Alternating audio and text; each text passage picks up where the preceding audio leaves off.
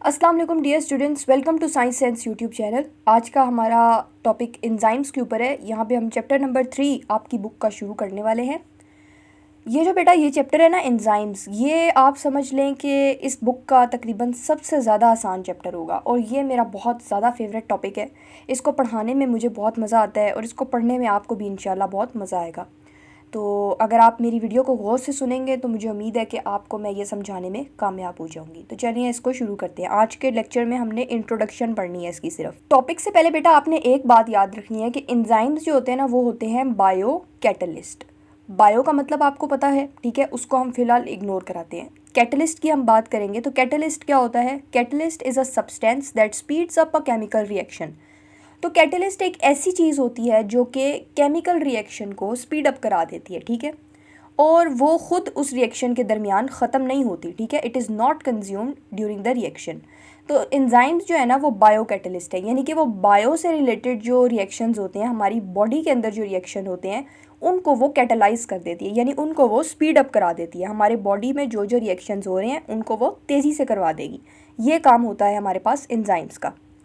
अब हम लोग इस टॉपिक को ऑफिशियली शुरू करने लगे हैं। जो आपकी बुक में जिस तरीके से लिखा है उस तरीके से अब हम इसे पढ़ने लगे हैं। तो बेटा एंजाइम्स के बारे में पहली बात आ जाती है कि enzymes are the most important group of proteins which are biologically active. Enzyme सबसे पहले क्या होते हैं, ग्रुप ऑफ प्रोटीन्स, ठीक है। प्रोटीन्स जो हैं उनसे हमारे पास एंजाइम्स बनते हैं और ये बायोलॉजिकली एक्टिव होते हैं, ठीक है। सेकेंड बात आ जाती है, they tremendously increase the efficiency of a biochemical reaction. Efficiency जो है ना वो बायोकेमिकल रिएक्शन की ये बढ़ा देते हैं, ठीक है। यानी कि अगर कोई भी रिएक्शन होगा तो उसकी जो एफिशिएंसी होगी, काम करने की सलाहियत होगी, उसको ये बढ़ा देगा, जल्दी से करवा देगा। And they are specific for each type of reaction. और हर तरह के जो रिएक्शंस होते हैं ना बॉडी के अंदर, अलग अलग किस्म के रिएक्शन होते हैं, उन सारे रिएक्शंस के लिए अलग अलग टाइप के एंजाइम्स होते हैं। और अगर कोई एक एंजाइम एक रिएक्शन कर रहा है तो वो बस वही रिएक्शन करता है, वो स्पेसिफिक होता है। स्पेसिफिक का मतलब है कि वो एक जो है ना उसके पास एक ही चीज़ है, वो उसी को करता होता है। जैसे फॉर एग्जांपल अभी इस वक्त मैं इस चैनल के ऊपर एक ही स्पेसिफिक सब्जेक्ट पढ़ा रही हूँ, यानी कि सिर्फ बायोलॉजी पढ़ा रही हूँ। बीच में आपको कहीं पे भी केमिस्ट्री के लेक्चर्स नहीं मिल रहे। तो इसका मतलब ये है कि मैंने एक स्पेसिफिक टॉपिक सिलेक्ट किया हुआ है। तो बिल्कुल इसी तरीके से एंजाइम्स जो है ना वो भी सिर्फ एक स्पेसिफिक रिएक्शन करवाते हैं। तीसरी बात आ जाती है, without these enzymes the reaction would proceed at very slow speed making life impossible. यानी कि अगर हम एंजाइम्स को फ़र्ज करें बॉडी से रिमूव कर देते हैं, हम कहते हैं कि एंजाइम्स को अब दुनिया से ख़त्म कर दिया है, अब कोई एंजाइम इस दुनिया में नहीं है, तो फिर बेटा हम भी नहीं, दुनिया में नहीं है। अगर एंजाइम्स नहीं है तो हम भी नहीं, क्योंकि हमारे बॉडी के जो रिएक्शंस हैं वो तो करवा ही एंजाइम्स रहे हैं। फ़र्ज़ करें मेरा कोई काम है, मेरे लाइक 4-5 काम है मेरे, और वो सारे मैं किसी से करवा रही हूँ, और वो बंदे जो हैं वो जल्दी जल्दी मुझे वो सारे काम करके दे देते हैं। अब अगर मैं उन सारे बंदों को हटा दूँ तो क्या मेरे वो 4-5 काम होंगे? अगर वो मेरे काम ही नहीं होंगे तो मेरा गुजारा किस तरह होगा? इसी तरह लाइफ का भी गुजारा नहीं होता एंजाइम के बगैर, क्योंकि जब एंजाइम नहीं होंगे तो हमारी बॉडी के रिएक्शन बहुत ही स्लो स्पीड पे होंगे और उस स्लो स्पीड के ऊपर हमारी लाइफ जो है ना वो नहीं चल सकती। फिर बात आ जाती है कि enzymes are composed of hundreds of amino acid joint together and coiled upon themselves to form a globular structure. ये जो स्ट्रक्चर है ना ये हम आने वाले लेक्चर्स में बड़ी डिटेल से पढ़ने वाले हैं। अभी के लिए आपने बस ये याद रखना है कि जो एंजाइम्स हैं वो हंड्रेड्स ऑफ अमाइनो एसिड्स के आपस में ज्वाइन होने के बाद वो आपस में कॉइल हो जाते हैं, और कॉइल हो जाने के बाद वो एक ग्लोबुलर स्ट्रक्चर बना लेते हैं। ग्लोबुलर मतलब गोल सा, ग्लोब लाइक, ठीक है, एक बॉल की तरह का स्ट्रक्चर बना लेते हैं। फिर उसके बाद बात आ जाती है बेटा active site of an enzyme के बारे में, कि एक्टिव साइट क्या होती है एंजाइम की। तो ये आपको डायग्राम में भी नज़र आ रही होगी, ये है इसकी एक्टिव साइट, ये जो वाइट कलर में नज़र आ रही है, ठीक है। नीचे ये एंजाइम है और ये इसका एक्टिव साइट है। अब इस बारे में पढ़ते हैं कि ये है क्या। The catalytic activity is restricted to a small portion of the structure known as active site. Catalytic ये वर्ड याद है, अभी मैंने पहली स्लाइड के अंदर आपको बताया कि एंजाइम्स आर बायो कैटलिस्ट। तो कैटालिटिक एक्टिविटी वो होती है जो कि एक कैटालिस्ट परफॉर्म करता है, ठीक है। तो जो एंजाइम की एक्टिविटी है वो एक स्मॉल पोर्शन तक रिस्ट्रिक्ट होती है, मतलब इसी जो ये वाला पोर्शन आपको नज़र आ रहा है ना वाइट में, जिसके ऊपर एक्टिव साइट लिखा हुआ है, इसी जो पोर्शन है इसके अंदर ये सारी एक एक्टिविटी एंजाइम की परफॉर्म होती है। यहाँ पे आके सबस्ट्रेट अटैच होता है और उसके बाद हमारे पास रिएक्शन होता है। यहाँ पे इन्होंने वही बात की है कि the reactant call substrate is attach to the active site consisting of only a few amino acid while rest of the bulk of amino acid maintain the globular structure. वो यानी कि ये कहना चाह रहे हैं कि जो सबस्ट्रेट होगा ना वो आके एक्टिव साइट के साथ अटैच होगा। अब जो एक्टिव साइट है ना उसके अंदर भी अमाइनो एसिड मौजूद होते हैं, लेकिन ज़्यादा अमाइनो एसिड जो होते हैं वो इस एंजाइम के अंदर मौजूद होते हैं। अभी हमने पढ़ा है कि एंजाइम जो है वो प्रोटीन से मिलके बना है और प्रोटीन के अंदर बेटा होते हैं अमाइनो एसिड्स। तो जो अमाइनो एसिड होंगे ना वो ज़्यादा मिकदार में हमारे पास इस एंजाइम के पूरे स्ट्रक्चर के अंदर मौजूद होंगे और इस स्ट्रक्चर के अंदर थोड़े से होंगे। यहाँ पे आके हमारे पास सबस्ट्रेट अटैच होगा और फिर हमारे पास इस तरह करके एक पूरा एंजाइम सबस्ट्रेट कॉम्प्लेक्स बन जाएगा और ये आगे से हमारे पास रिएक्शन करवाएगा। फिर बात आ जाती है कोफैक्टर की। Some enzymes consist solely of proteins, यानी कि कुछ एंजाइम जो हैं वो कम्प्लीटली सिर्फ और सिर्फ प्रोटीन्स के बने होते हैं, लेकिन कुछ एंजाइम्स ऐसे भी होते हैं जिनके पास एक नॉन प्रोटीन पार्ट होता है, उसको हम कहते हैं कोफैक्टर।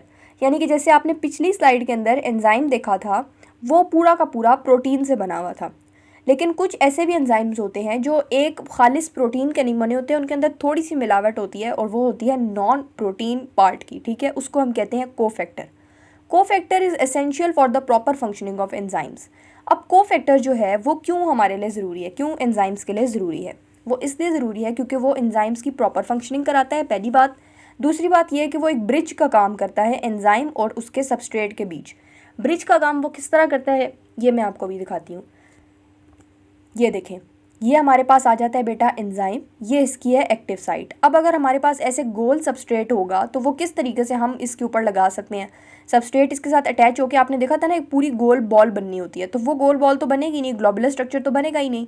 तो किस तरीके से सबस्ट्रेट को मैं इसके साथ अटैच कराऊंगी? अगर मैं आपको एक ये इस तरह का सबस्ट्रेट दे दूँ और ये दे दूँ एक एंजाइम, इसके ऊपर ये एक्टिव साइट ट्राइंगल शेप की है, तो आप इसको जाहिर है नहीं जोड़ सकते। तो ये पूरा है हमारे पास प्रोटीन पार्ट। अब हम लोग अपने इस सबस्ट्रेट को एंजाइम के ऊपर जोड़ने के लिए एक नॉन प्रोटीन पार्ट यूज़ कर रहे हैं और वो हमारे पास है कोफैक्टर। क्या है? कोफैक्टर। ये जो पर्पल कलर का है ना, ये हमारे पास कोफैक्टर है, नॉन प्रोटीन पार्ट। ये अब मैंने इसके ऊपर लगा दिया, इस तरह आपको ये नज़र आ रहा है। इसके अंदर ये देखें एक होल सा बना हुआ है, इसके अंदर आके मेरा सबस्ट्रेट जुड़ जाएगा। तो इस तरह से जो सबस्ट्रेट है वो एंजाइम के साथ जुड़ जाएगा और एंजाइम मेरे पास एक्टिवेट हो जाएगा। तो ये फ़ायदा होता है कोफैक्टर का कि it acts as a bridge. ये देखें, ये इसने ब्रिज का ही काम किया ना। अगर मैं उसके बगैर इस सबस्ट्रेट को लगाऊंगी तो वो कभी भी नहीं लगेगा, लेकिन मैंने इस ब्रिज को यूज़ किया और इन दोनों को आपस में जोड़ दिया। अब ये आपकी बुक की डायग्राम है, इसमें भी आप देख सकते हैं।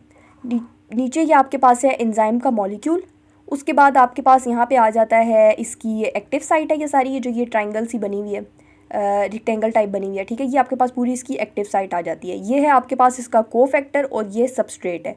अब अगर आपने सबस्ट्रेट इसके अंदर लगाना है तो ये जगह खाली रह जाएगी। अब जब ये जगह खाली रह जाएगी तो हमारी एंजाइम की एक्टिविटी नहीं हो सकेगी। तो हम इसके लिए क्या करते हैं, कोफैक्टर इधर जोड़ लेते हैं। अब कोफैक्टर यहाँ पे जुड़ चुका है तो यहाँ पे सबस्ट्रेट बड़े आराम से फिट आ गए और हमारे पास प्रोडक्ट्स बन गए हैं, यानी कि हमारे पास एंजाइम का जो रिएक्शन था वो बड़े आराम से हो गया है। उसके बाद बात आ जाती है कि कोफैक्टर्स कौन सी टाइप्स के होते हैं। तो बेटा कोफैक्टर हमारे पास होते हैं 3 टाइप्स के। एक होता है एक्टिवेटर, एक होता है कोएंजाइम और एक होता है प्रोस्थेटिक ग्रुप। सबसे पहले एक्टिवेटर की बात करते हैं। तो activator is the detachable cofactor is known as activator if it is an inorganic आइन।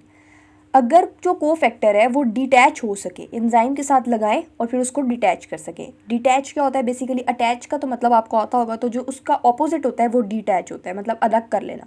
तो अगर मैं कोफैक्टर को एंजाइम से डिटैच कर सकूं तो मैं उसको कहूँगी कि वो एक एक्टिवेटर है, ठीक है। सेकेंडली हमारे पास आ जाता है prosthetic group.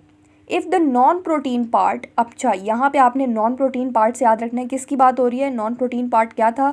Non protein part cofactor था। तो if the non protein part या फिर if the cofactor is covalently bond. अगर आपने केमिस्ट्री में कोवलेंट बॉन्ड पढ़ा हुआ है तो आपको ये पता होगा कि ये बहुत स्ट्रॉन्ग बॉन्डिंग होती है, यानी कि फुल टाइटली बाइंड होता है, ठीक है। तो if the non protein part is covalently bonded it is known as prosthetic group. अगर वो एंजाइम के साथ टाइटली बाउंड है तो वो क्या होगा? Prosthetic group. तीसरा हमारे पास आ जाता है coenzyme. If the non protein part is loosely attached then it is called coenzyme. अगर हमारे पास non protein part loosely attach होगा वो होगा कोएंजाइम, अगर non protein part tightly attached होगा तो वो होगा प्रोस्थेटिक ग्रुप, और अगर वो डीटैच हो सकता है तो वो होगा एक्टिवेटर। फिर बात आ जाती है एंजाइम के टाइप्स की। पहले हमने बात की है कोफैक्टर के टाइप्स की, अब हम बात करने वाले हैं एंजाइम के टाइप्स की। तो एंजाइम हमारे पास 2 टाइप्स के हैं, एपो एंजाइम और होलो एंजाइम। एपो एंजाइम की बात करें तो an enzyme with its coenzyme और prosthetic group removed is designated as apoenzyme.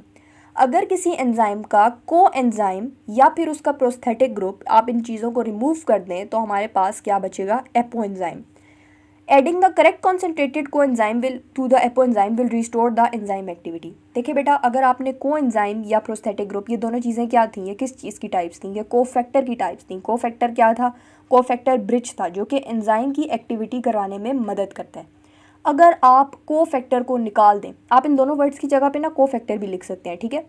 अगर आप कोफैक्टर को निकाल दें तो एंजाइम की एक्टिविटी बचेगी नहीं, बिल्कुल भी नहीं बचेगी, क्योंकि आपने उसमें से ब्रिज को ही रिमूव कर दिया है, जिस ब्रिज ने वो सारी एक्टिविटी करानी थी। तो फिर सबस्ट्रेट भी अलग पड़ा रहेगा, एंजाइम भी अलग पड़ा रहेगा, तो आपकी एक्टिविटी नहीं होगी। लेकिन अगर आप जो है दोबारा से को एंजाइम को ऐड करा दें उस एपो एंजाइम के अंदर, यानी उसके अंदर ब्रिज बाहर से आप खुद लगवा दें, तो आप उस एंजाइम की एक्टिविटी को रीस्टोर कर सकते हैं। और अगर आप ये काम नहीं करेंगे ना, तो जो एपो एंजाइम होता है वो बेसिकली वो एंजाइम होता है जो कि कोई ख़ास एक्टिविटी परफॉर्म नहीं कर सकता। सेकेंडली हमारे पास आ जाता है होलो एंजाइम।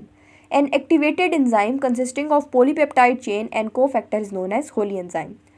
तो होलो एंजाइम हमारे पास वो वाला एंजाइम होता है जिसके अंदर कोफैक्टर मौजूद होता है। अब अगर कोफैक्टर मौजूद होगा तो वो क्या, कौन सा एंजाइम होगा, एक्टिवेटेड एंजाइम, क्योंकि वो अपनी एक्टिविटी को परफॉर्म कर सकता है। अब अगर आपको पेपर में आए शॉर्ट क्वेश्चन में कि what are the types of cofactor, तो जो मैंने पिछली स्लाइड में बताई थी 3 टाइप्स, आपने वो लिख देनी है। अगर आपको कहा जाए write down the types of enzyme, तो आपने ये दोनों टाइप्स इसके अंदर लिख देनी है। अगर आपसे डिफरेंशिएट में पूछा जाएगा तो आप बीच में लाइन लगाएंगे, एक साइड पे एक हेडिंग लिखेंगे, एक साइड पे दूसरी हेडिंग लिखेंगे, ये पहला पॉइंट होगा, ये पहला पॉइंट होगा, ये उसमें दूसरा पॉइंट भी आ जाएगा, इसमें दूसरा पॉइंट बचता नहीं है, नीचे आप इनकी डायग्राम्स बना दीजिएगा, ठीक है। तो ये आपका यहाँ पे वो क्वेश्चन अटैम्प्ट हो जाएंगे। फिर इस टॉपिक की लास्ट बात आ जाती है कि many enzymes are simply dissolved in the cytoplasm, other enzymes are tightly bound to certain subcellular organelles. यानी कि कुछ एंजाइम्स ऐसे होते हैं कि जो साइटोप्लाज्म के अंदर वैसे ही पड़े होते हैं, ठीक है, सिंपली उनके अंदर डिजॉल्व हुए होते हैं। लेकिन कुछ एंजाइम जो हैं वो टाइटली बाउंड होते हैं कुछ ऑर्गेनेलीज के साथ। पिछले लेक्चर्स में हम ऑर्गेनेलीज के बारे में पढ़ चुके हैं, आपको इसलिए पता होना चाहिए कि क्या होती है ऑर्गेनेली। तो कुछ एंजाइम जो हैं वो टाइटली बाउंड होते हैं ऑर्गेनेलीज के साथ, जैसे कि इन्होंने बताया है कि जो एंजाइम्स हैं जो फोटोसिंथेसिस के लिए इंपॉर्टेंट हैं वो क्लोरोप्लास्ट के अंदर भी पाए जाते हैं, और जो एंजाइम्स हैं जो कि सेलुलर रेस्पिरेशन के लिए इंपॉर्टेंट हैं वो माइटोकॉन्ड्रिया में पाए जाते हैं। ये बहुत इंपॉर्टेंट एमसीक्यूज़ हैं, इनको आपने याद रखना है कि फोटोसिंथेसिस करवाने वाले एंजाइम्स हमारे पास किस में होंगे, क्लोरोप्लास्ट के अंदर, जबकि जो सेलुलर रेस्पिरेशन करवाने वाले होंगे वो होंगे माइटोकॉन्ड्रिया के अंदर, ठीक है। Some of the enzymes which are involved in the synthesis of proteins are integral part of ribosomes। तो कुछ एंजाइम्स ऐसे हैं जो कि हमारे पास प्रोटीन की सिंथेसिस कराने में मदद करते हैं, वो एंजाइम्स हमारे पास कहाँ पे होंगे, राइबोसोम्स के अंदर होंगे। तो ये एमसीक्यूज़ भी आपने याद रखने हैं, जो मैंने आपको शॉर्ट बताए आपने वो भी याद रखने हैं। ये चैप्टर बहुत ज़्यादा आसान है, इंशाल्लाह अगर आप इस चैनल के साथ जुड़े रहेंगे तो आपको ये चैप्टर तो मतलब फिंगर टिप्स पे हो जाएगा। और आपने एंजाइम वाले चैप्टर से ख़ुद भी प्यार करना है, क्योंकि मैं आपको ख़ुद बता रही हूँ ये चैप्टर बहुत अच्छा है। बाकी अगर आपको वीडियो पसंद आई हो तो आप वीडियो को लाइक कीजिए और चैनल को प्लीज़ प्लीज़ प्लीज़ सब्सक्राइब कर लीजिए। आपसे इंशाल्लाह नेक्स्ट वीडियो में मुलाकात होगी, तब तक के लिए अल्लाह हाफ़िज़।